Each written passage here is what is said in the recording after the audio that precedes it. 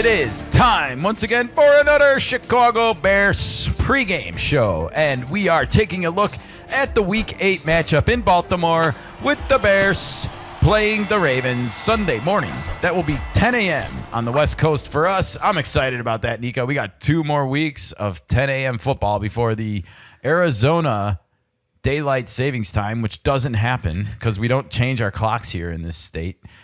We will move to 11 a.m. starts. Oh, you're going to be so sad. I am. I love 10 a.m. football. I love going to bed early. I also enjoy 5:15 Sunday and Monday night games, and those will move to 6:15, and that's going to affect my sleeping schedule. Okay. I'm sorry, folks. I mean, you know, the older I get, the more I love getting up early and going to bed at a reasonable time. Well, thank you. Thank you for the information. Absolutely. All right. Well, we are here talking about the Bears and the big game in Baltimore, and we're going to be taking a look at this big injury report ahead of the game this week because there's a bunch of injuries hanging over this one. We are also going to talk about Kenny's keys to victory. That's right. That's me, Kenny. And we are going to be looking at what the poly markets are saying going into this week. That's right. The bettors. And hopefully it's not the players. I'm looking at you, NBA. But first, if this is your first time here, please do us a solid and like this video, subscribe to the channel, and ring that bell, everybody, for our mascot, Frexy. Look at her. Doesn't she just make you want to ring that bell? All right, Nika. Well, we have a big injury report ahead of this game in Baltimore this week, and that's because Lamar Jackson, the 2-time NFL MVP, that would be the most valuable player, he has been out for the last 3 games with a hamstring injury. And we know from all that we follow in baseball how nagging those hamstring injuries can be. So he has now missed 2 games plus a bye week here as the Ravens have fallen to 1-5 on the season, facing the 4-2 Bears. Do we know if he will play? The latest on the street, I mean, it looks like he's going to play. Okay. He practiced Wednesday after sitting out Monday and Tuesday.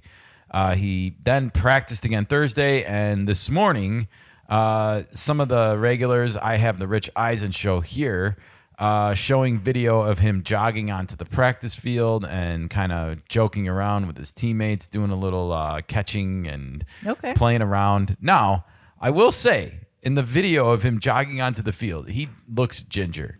He does not look like he's just jogging loosely at all. He looks a little stiff to me. Okay. And I don't know if he's favoring one of his legs. It just didn't look like, I mean, this is a guy that's known for having his legs and and his arm. I mean, he's a deadly accurate quarterback. He meets the Ben Johnson requirements, the 70% threshold. Sure. He's definitely there a lot more than he's not. Okay, so maybe he will start the game, but he might not be able to finish it.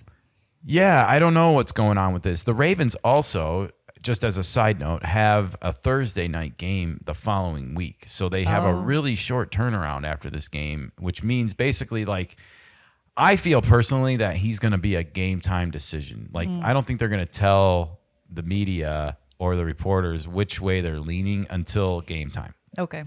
They might know now internally what they're thinking, but all of them, but they're not going to reveal it. And they have kind of that strategy to hold over. It's a legitimate, I guess, time to stretch the truth, if you will. Like it's one of those instances where they're using it to their advantage. However, I will just preface this that as we go through this show, I am going to assume that Lamar Jackson is playing on Sunday. And if you look at the poly markets, no spoilers, but I would say the bettors feel that Lamar Jackson is also going to play in this game on Sunday. Well, they're going by the same information you have.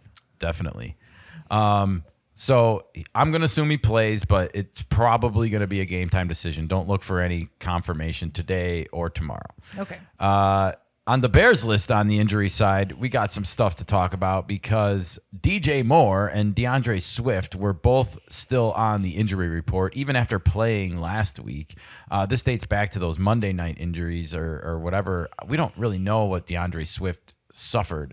I don't know if it was in the Monday night game against the Washington Commanders or if it was more of a something from practice after that game. I don't know if we ever got clarification on that, but nevertheless, they're both still on the injury report. They both were limited in practice yesterday. I would expect that they will play again. Okay. And Lamar Jackson, by the way, is listed as limited in practice. So it's not like he did not practice, but he's not also a full participant. We'll see if that changes in today's injury report for the Ravens. Meanwhile, Joe Thuney, this one kind of caught me off guard. He was not practicing on Wednesday or Thursday. And he is one of the big Bears offensive free agent signings for their offensive line in the offseason. He is the left guard. Definitely need him in this game. So he's being listed out as rest. He is not injured. He is just getting a rest period here. And recovery time? Maybe that's something built into his contract. This is the guy that came from the Chiefs, and like he was a highly touted free agent offensive lineman. He's all pro. He's by far the best guy on our O-line. So I really hope everything's okay and that this is just legitimately rest. So I'm gonna choose not to panic, everybody. Okay, that's a good choice. Cole Kmet, however, I think is gonna be out. He did not practice Wednesday or Thursday, and he has a back issue from the Saints game. I think he's going to be out. This is Colston Loveland's chance, I guess, to cement why he was the number 10 overall pick in this year's draft. We need some better tight end production. Caleb Williams needs to look for the tight end sooner, I think, in games to open up more parts of the passing game and the running game because it's in the middle. The tight end tends to run to the middle, at least in terms of like depth downfield.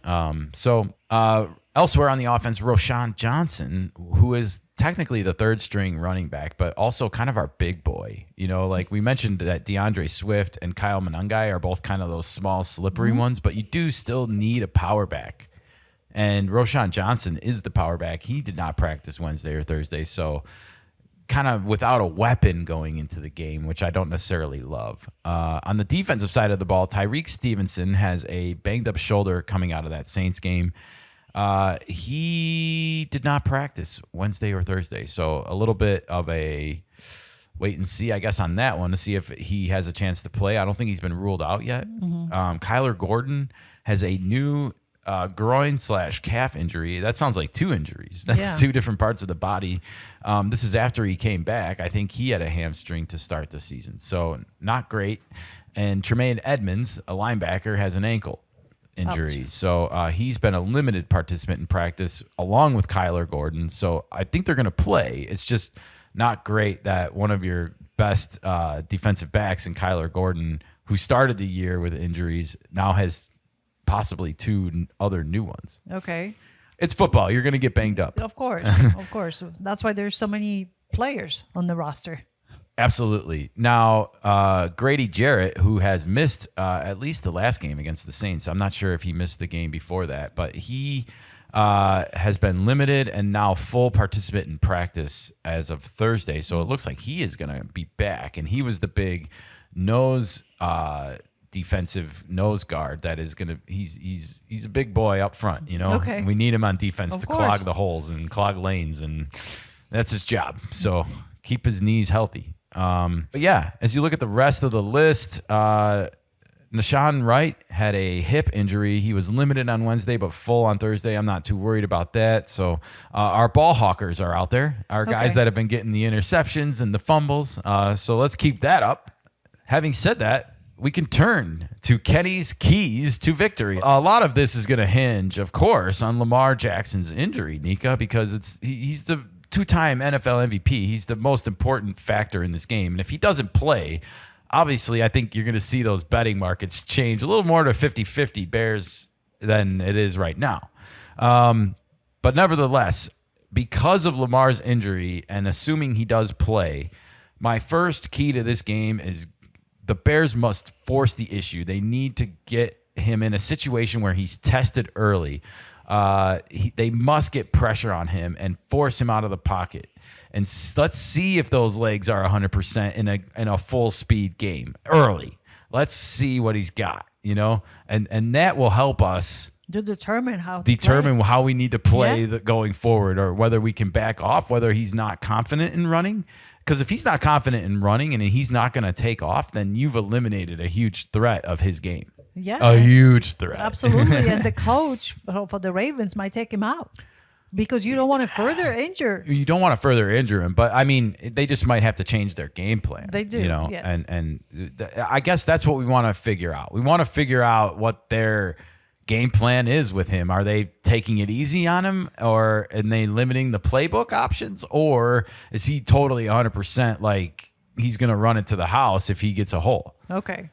So they need to figure this out early. I think so. Yeah. Oh, I think this is a huge thing they need to do, and they need to force the issue. They need to, figure out whether it's getting him out of the pocket or whether it's forcing him into a running situation, some kind of like, let's test these legs. Let's see if he's there. So aggressive play. Because I don't think they're going to let it out of the cat out of the hat unless, you have to force the issue. You have to play aggressive. I mean, but they don't want to give it away if there's a play later in the game where he takes off and you weren't expecting it because true. He hasn't taken off yet all game, but you didn't test him either. But if you start pressing early, you force the other team's hand. Yes.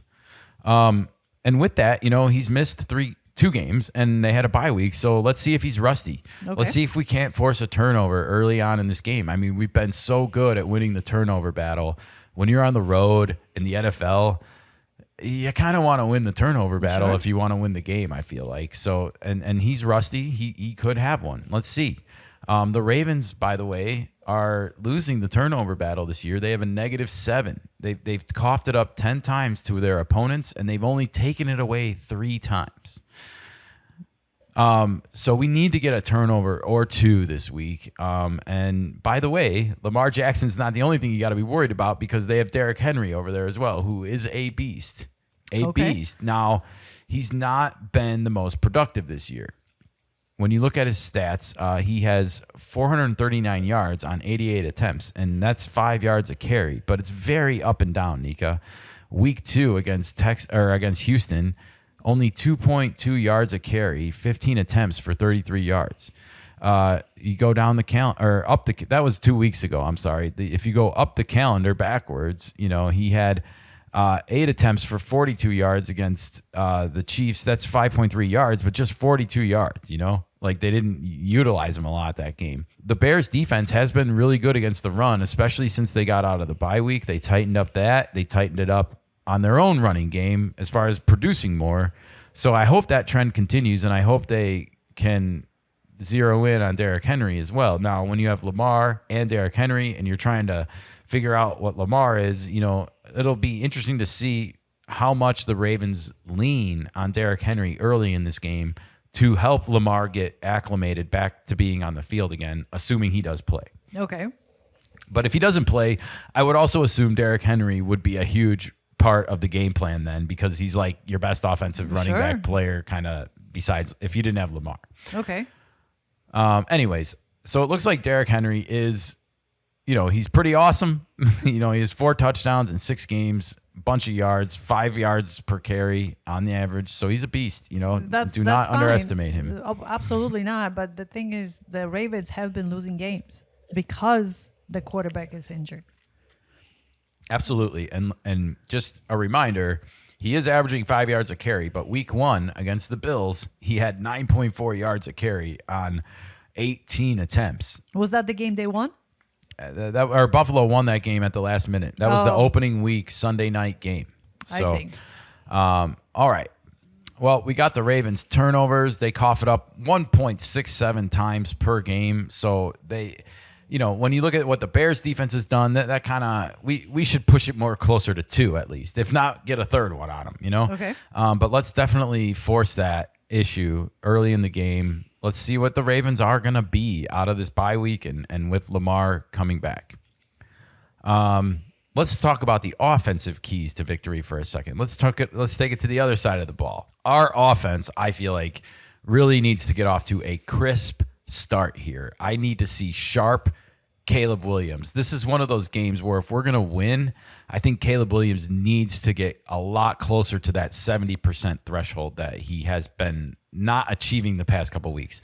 We've seen him at 58%, actually almost on the nuts the last couple games. And We saw the yards per attempt just way down against the Saints. It was way good against the Commanders on Monday Night Football at 8.7 yards per attempt, but way down into the 6s against the Saints. So we really need it back up towards the 9s if we're going to win this game on the road. Well, he had a bad game last week, so hopefully he can turn it around. There's been a lot of talk about that. We had a theory that he is working on hitting receivers while they are running still, as opposed to having to have them stop for the ball. And, just probably trying too hard at that a little bit. I saw some other analysis this week on Twitter. Apologies for I didn't source it or screen grab it, but it made sense to me that the Bears have worked on Caleb Williams' mechanics. When Ben Johnson got here, they've changed some of his mechanical ways that he throws the ball. And while he has improved accurately downfield as a result of this, he has lost a little bit of accuracy on his short game. So most of the majority opinion feel like, let's not lose the deep ball. Let's just fix the short ball. And that is just a part of the process that he's working through. Sorry, instant gratification culture. You're not going to win this one. Yeah. But I think repetition. That's what you need. Ben Johnson said it from day one.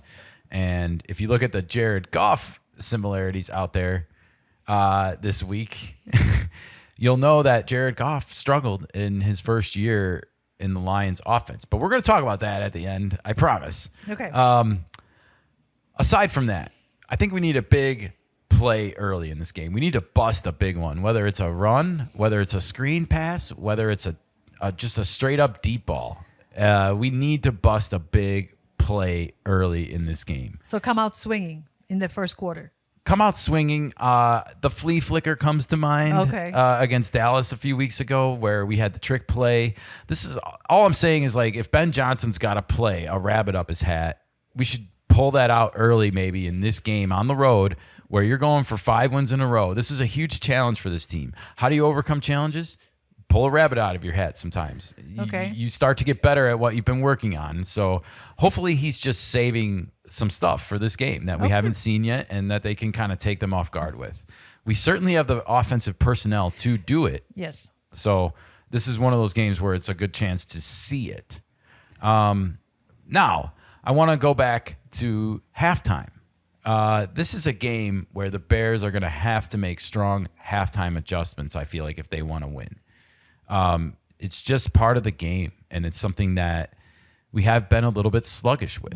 We saw last week at the end of the first half, the Saints got a touchdown after they were being shut out, and then they started the second half with the ball and marched right down and scored again, and it made it a really tight game for a second, 20-14.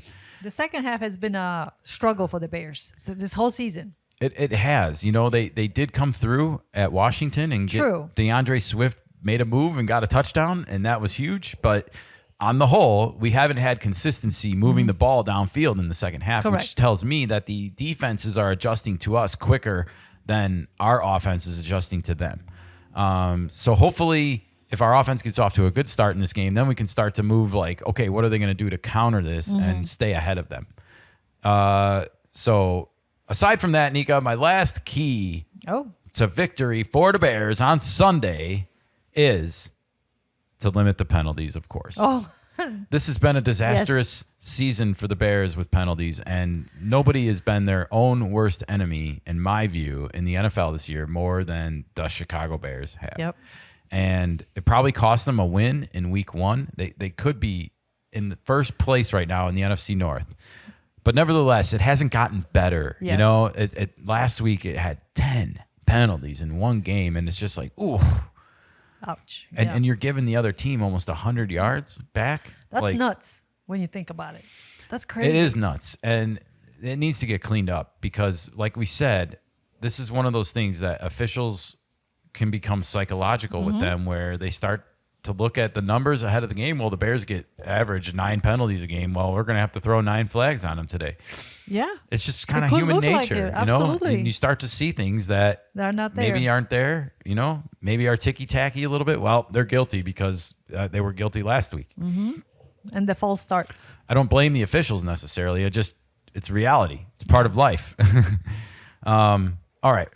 Let's turn our attentions to the markets, everybody. Oh, poly ding, markets? ding, ding, ding, ding, ding. Yes, yes. If you are a gambling man or fan, let's take a look at those lines for you heading into this game. And I love poly market because it's so simple to understand. It's not like plus 100, minus 200, and then you have to do this big long explainer to people about how money lines work in sports. But this is a lot more clear cut. And let's look at it. The Bears visiting the Ravens, 10 a.m. Sunday. They're not favored at all. The markets are heavily leaning towards the Ravens right now, 71 to 29%. No, 70-30 split, huh? Yes, which means if the Bears upset and you gamble $30 on this game, you will win 100.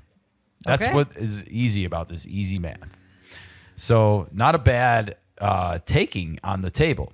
And, you know, if the Bears listen to this show and hear my keys to victory and then go out and execute it, then you could be a rich person. Well, if you bet on the Bears, sure. Yeah, Sure. absolutely. So, yeah, tough money line going against the Bears.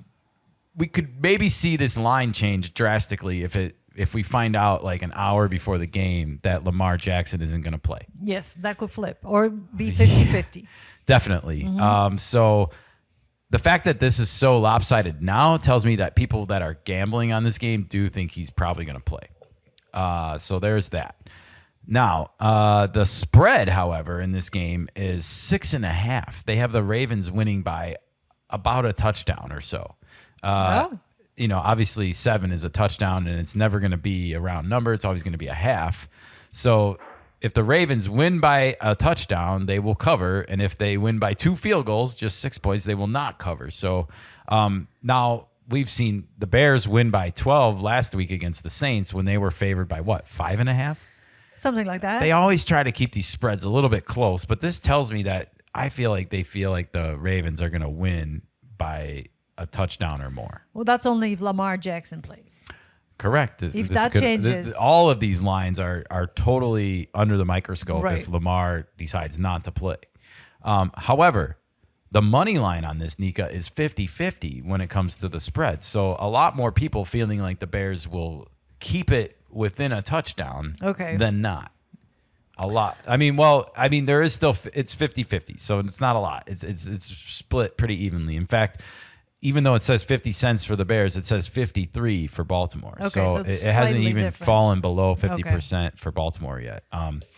Now, the total points scored in this game is at 50.5 points as of this recording. Okay. And I feel like it could change and get lower. I feel like that's the trend, is like they like to start high and have it slowly trickle down. I think it might be lower scoring game than we used to. Well, we'll have to wait and see. The combined score, yeah. Do we see these two teams basically putting up a combined 50 points? And I think it depends. Again, a lot of X factors. Lamar playing, but also Caleb's play. Is this a game where we see Caleb, play better after a couple weeks where he was not as sharp as we've seen him earlier in the season? That's probably going to be the X factors in these things. I would tend to say it's all on Caleb in this. If Caleb has a great game, this game will go over.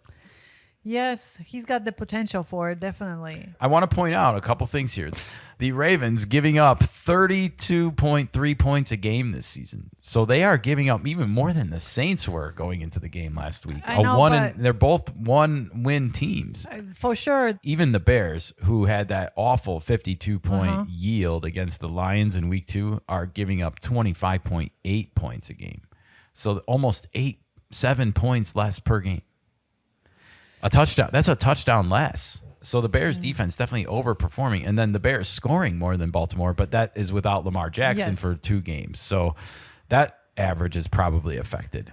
But I would tend to put more stock into the defensive points a game than I would into their offensive points a game. But that's just because I know of Lamar's injury and I know he's a big player in the league.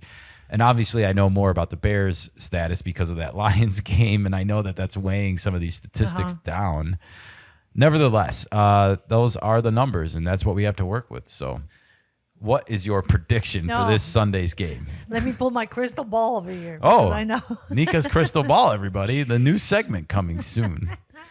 Where there's smoke, there's fire. Well, yeah, sure. I would like the Bears to win.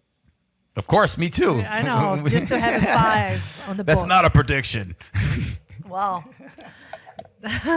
is it going to be over 25? No.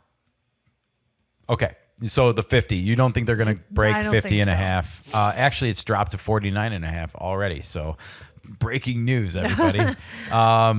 Okay. My prediction is this. I did some homework, everybody.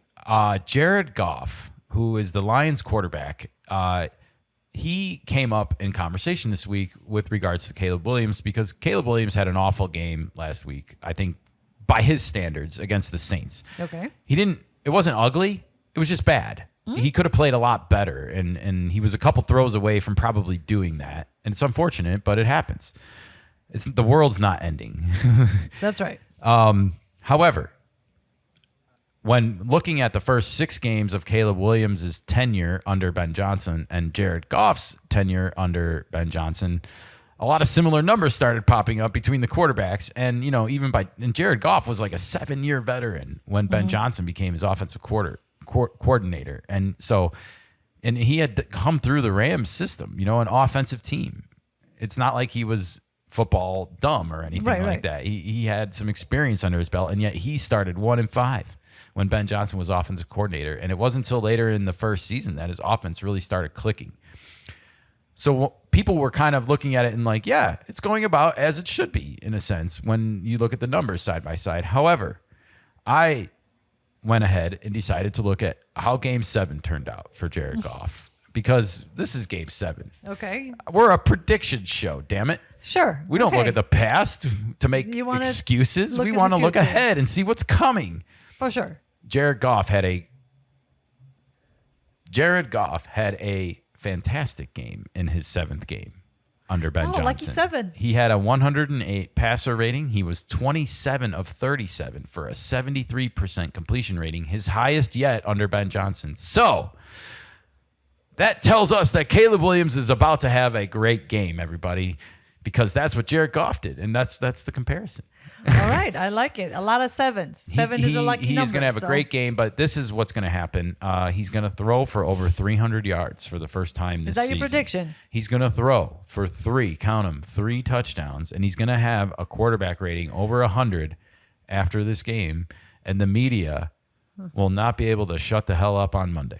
We got to come up with some bet over here. If you lose, you have to do it something. Hey, I haven't figured it out have yet. you seen what's going on in the NBA? Do not gamble, Nika. I mean, I know we just looked at the poly markets, but damn it, stay away. You don't want to be the next person rolled out in handcuffs, everybody. You don't know if you're dealing with the mob. That's true. Jesus. That's true. And we're close to Vegas, so there's We that. are too close to Vegas to handle. No, we should come up with something fun. Like I have to I don't know yet. We give come up with Frexy a bath or something. Oh, she will hate you for it, probably. Yeah, you have to stay the bad cop in this relationship. Wow. All right. Well, Bears are going to win 28-24. That's your prediction. And if you are doing math, they will go over. That's right. If Caleb plays great, they're going to hit the over in this one. All right. So keep your eyes on that. They are going to win their 5th in a row, and they are going to be the talk of the NFL coming out of week 8. Week 8, everybody. Oh, I know. Colin Cowhart will be like, I knew it. I predicted it. Yeah, just like he found that information about Jared Goff and Caleb Williams too. I mean, the guy's literally passing it off on as his own. And I apologize to the woman who did do the research and post it. I forgot your name when I saw your post this morning, and that was hilarious, by the way. So maybe I'll go and find that image, and at least if people don't hear me saying your name right now, if they can read, they will be able to see your name. So apologies. Thank you for that. All right. Well, thank you for joining us on this Chicago Bears pregame show. We will be back here after the game for a postgame show and talk about how well these predictions came true, everybody.